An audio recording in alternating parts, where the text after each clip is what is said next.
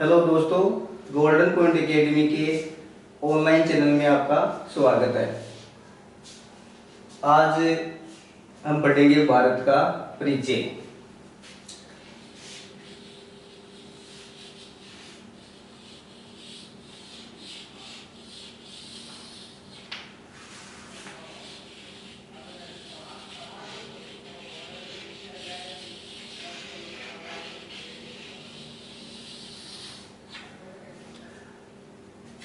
भारत के अनेक नाम हैं, हिंदुस्तान, आर्यावर्त, लेकिन संविधान में जो उल्लेखित है वो है भारत और इंडिया।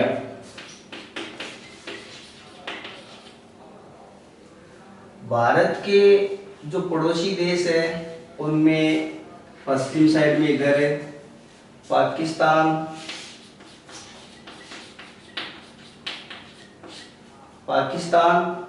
पाकिस्तान के इसके ऊपर है अफगानिस्तान,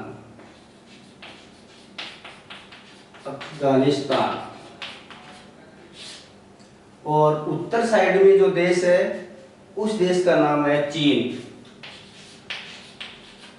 चीन के नीचे का क्षेत्र जो है इसको बोलते हैं तिब्बत।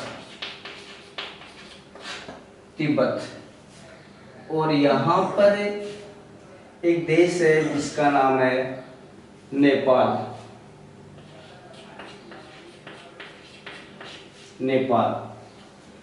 नेपाल के पास में इधर एक देश और है जिसका नाम है भूटान। और पूर्वी साइड में एक देश और है, या ये चीन की सीमा बनाता हुआ, और इधर जो देश है इसका नाम है म्यांमार। इसको बर्मा बोलते थे पहले। और यहाँ पर जो देश है उसका नाम है बांग्लादेश।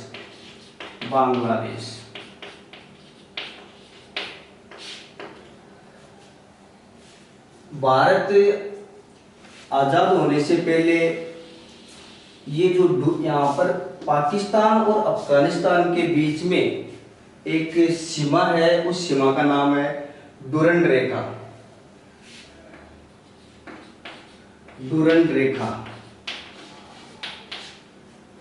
इसका निर्माण हुआ था 1896 में, लेकिन भारत का जब निर्माण हुआ उस समय ये जो रेखा है वो पाकिस्तान और अफगानिस्तान के बीच में चली गई, और आज ये जो सीमा है वो अफगानिस्तान और पाकिस्तान के बीच में है।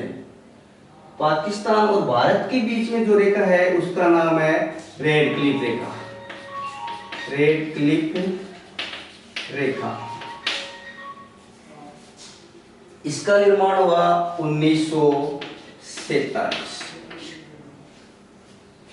इधर चीन और भारत के बीच में जो ये अरुणाचल प्रदेश, इधर पूर्वी साइड में है अरुणाचल प्रदेश, और अरुणाचल प्रदेश से लगती हुई जो सीमा है चीन और भारत के बीच में जो रेखा है उसका नाम है मैकमोहन रेखा।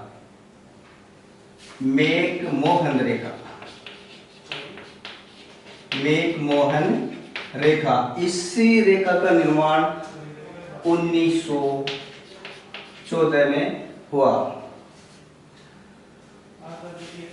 भारत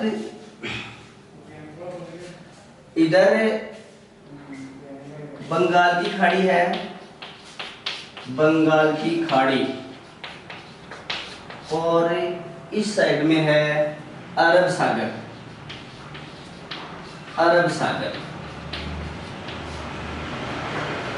इधर एक देश है जिसका नाम है मालदीव।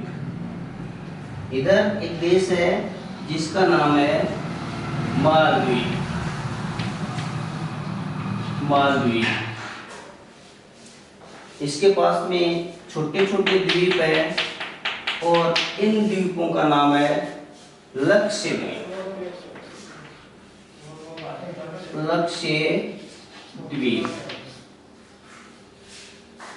भारत की दक्षिण दिशा में एक देश है जिसका नाम है श्रीलंका, श्रीलंका,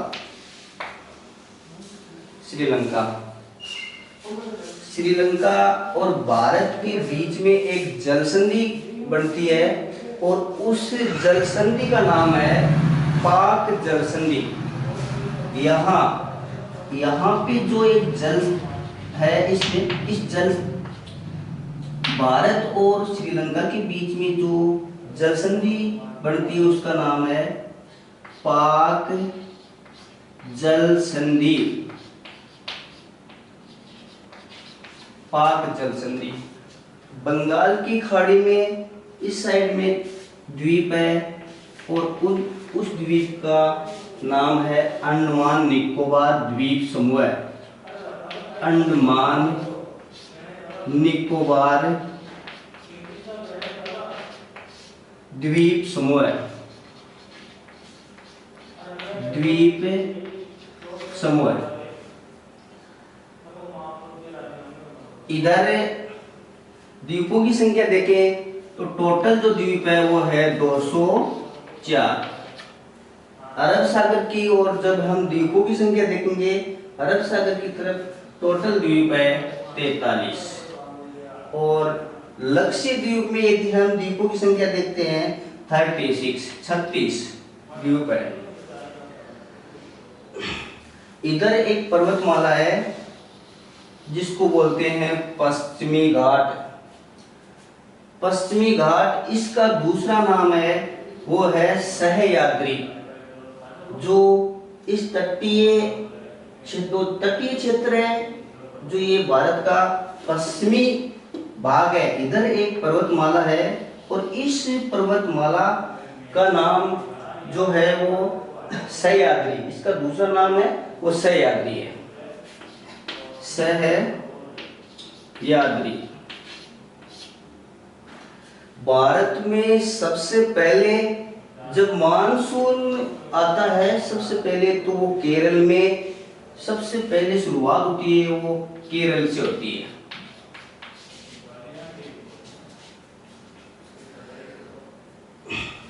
और इधर भारत के बीचों बीच से एक रेखा गुजरती है और उस रेखा का नाम है कर्क रेखा।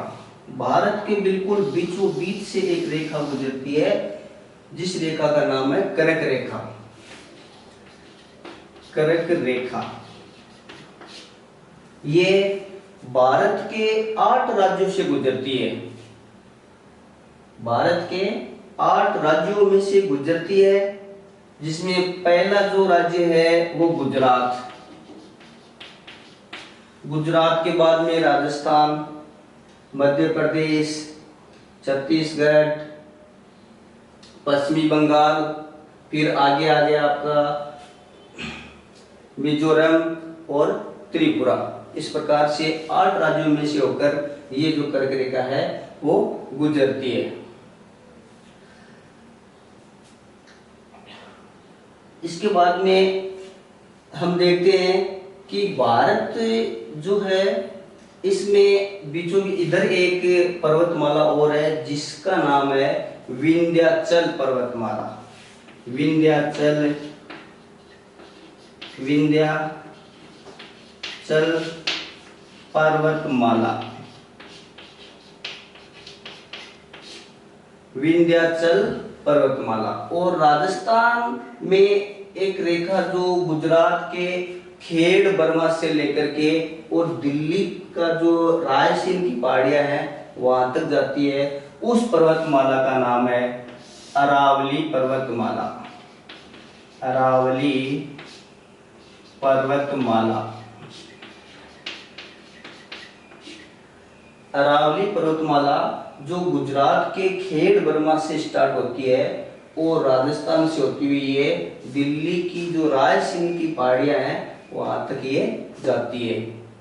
जहां पर राष्ट्रपति भवन है वो इधर बना हुआ है। अरावली पर्वतमाला राजस्थान के बीचों बीच से गुजरती है। इसका जो पश्चिमी भाग है राजस्थान का, अरावली पर्वतमाला के पश्चिमी जो क्षेत्र है उस क्षेत्र में जो उधर का जो है वो क्या है, रेगिस्तानी क्षेत्र है, क्योंकि जो मानसूनी हवाएं चलती है वो इस पर्वत से टकरा करके और वो वापस तिरछी मुड़ जाती है, जिससे पूर्वी भाग है, जो दक्षिणी पूर्वी भाग है वो संपन्न है, वहां पे अच्छी वर्षा होती है। इस और मैदानी भाग है भारत के बीचों बीच जो हमने कर्क रेखा बताई, ये राजस्थान में एक नदी है जिसका नाम है माई नदी। माई नदी कोई जो कर्क रेखा है वो उसको 2 बार काटती है। भारत का जब हम, ये आपकी उत्तर दिशा है, ये दक्षिण दिशा है, ये पूर्व है और इधर पश्चिम दिशा है। भारत की स्थिति यदि हम विश्व के ग्लोब पर देखते हैं कि भारत की स्थिति किस साइड में है, तो जो ग्लोब है इसके बीचों बीच से ये विषुवत रेखा गुजरती है, इसको 0 डिग्री रेखा भी कहते हैं। और यहाँ पर जो भारत है वो इस जगह पे है, और ये आपका उत्तर है, ये दक्षिण है, पूर्व है और ये पश्चिम। भारत की स्थिति देखने पर पता होता है कि उत्तर और पूर्व की जो दिशा है उस साइड में भारत की स्थिति है। उत्तर पूर्व दिशा में भारत की जो स्थिति है वो विश्व के ग्लोब पर देखते हैं कौन सी दिशा में है, तो इनकी दिशा देखते हैं तो हमें पता होता है कि उत्तर और पूर्व दिशा में भारत की स्थिति बनी हुई है। भारत का अक्षांशीय विस्तार देखें तो यहाँ से 8 डिग्री 4 मिनट उत्तरी अक्षांश। इसको हम, क्योंकि भारत की जो स्थिति है वो उत्तर और पूर्व में, अर्थात जो अक्षांशीय विस्तार है वो है 8 डिग्री 4 मिनट उत्तरी अक्षांश से 37 डिग्री 6 मिनट उत्तरी अक्षांश। और देशांतरीय विस्तार जो है भारत का, देशांतरीय विस्तार 68 डिग्री 7 मिनट पूर्वी देशांतर से 97 degree 25 minute 97 degree 25 minute. Bharat की पूर्व से पश्चिम की जो लंबाई है वो है 3214 किलोमीटर। उत्तर पूर्व से जो पश्चिम की जो लंबाई है भारत की वो है 3214 किलोमीटर। और पूर्व उत्तर से दक्षिण की लंबाई देखेंगे, उत्तर से दक्षिण की जो लंबाई है वो है 2933 किलोमीटर। 2933 किलोमीटर। हम नीचे का जो ये भाग देखते हैं इसको बोलते हैं प्रायद्वीप। भारत का जो नीचे का जो दक्षिणी हिस्सा है इसका नाम है प्रायद्वीप। प्रायद्वीप किसे कहते हैं? स्थल का वह भाग जो 3 ओर से जल से घिरा होता है उसको प्रायद्वीप कहते हैं। स्थल का वह भाग जो 3 ओर से जल से घिरा होता है उसे प्रायद्वीप कहते हैं। प्रायद्वीप कहते हैं। द्वीप किसे कहते हैं? स्थल का वह भाग जो चारों ओर से जल से घिरा होता है। द्वीप स्थल का वह भाग जो चारों ओर से जल से घिरा होता है उसको द्वीप कहते हैं। एक होती है खाड़ी। हमने देखा इधर गुजरात की साइड में ये खाड़ी है। खाड़ी किसे कहते हैं? खाड़ी जल का वह भाग जो स्थल से 3 ओर से घिरा होता है। हमने देखा कि प्रायद्वीप है, प्रायद्वीप वो होता है जो स्थल का वह भाग होता है जो जल से तीन ओर से घिरा होता है, और जल से तीन ओर से घिरा होने के कारण उसको कहते हैं प्रायद्वीप। और जल का वह भाग जो भूमि से, जमीन से यानी तीन जो जल है यहाँ पे, ये जल जो है भूमि से तीन ओर से यानी घिरा होता है, उसको कहते हैं खाड़ी। भारत में जो मानसून की स्थिति देखते हैं हम, और भूमध्य, इधर जो हम देखेंगे पहले, इधर जो एक हिंद महासागर दक्षिण में है, हिंद महासागर दक्षिण में जो है उसका नाम है हिंद महासागर, अरब सागर इधर, और उधर है बंगाल की खाड़ी। मानसून की स्थिति, जो मानसून की जो पवनें चलती है वो इस प्रकार से तिरछी चलती है। और हमने देखा कि जो पवनें हैं, जो भूमध्य रेखा है, और ये भूमध्य रेखा पृथ्वी के बीचों बीच से गुजरती है, इस भूमध्य रेखा का नाम है विषुवत रेखा। और जब ये पवनें आती है, ये तिरछी क्यों होती है, ऐसा क्या कारण है जिसके कारण जो पवनें आती है और वो पवनें तिरछी चलती है? इसका ये कारण है कि पृथ्वी का जो झुकाव है वो 23.5 डिग्री अक्षांश पर झुकी हुई है पृथ्वी, और 23.5 डिग्री अक्षांश पर झुकी होने के कारण जो पवनों की दिशा है वो हमेशा तिरछी चलती है। और जैसे ही ये पवने केरल पे, सबसे पहले भारत में जो मानसून आता है वो केरल में आता है, और केरल में आने के बाद में इनकी जो दिशा है, ये जो पश्चिमी घाट जो इधर है, इस पर्वत का नाम है सह्याद्री, और इससे टकराने के बाद में सीधी ऊपर चली जाती है। और जो ये पूर्वी जो इधर का हिस्सा है प्रायद्वीप का, इसमें वर्षा इससे नहीं होती है।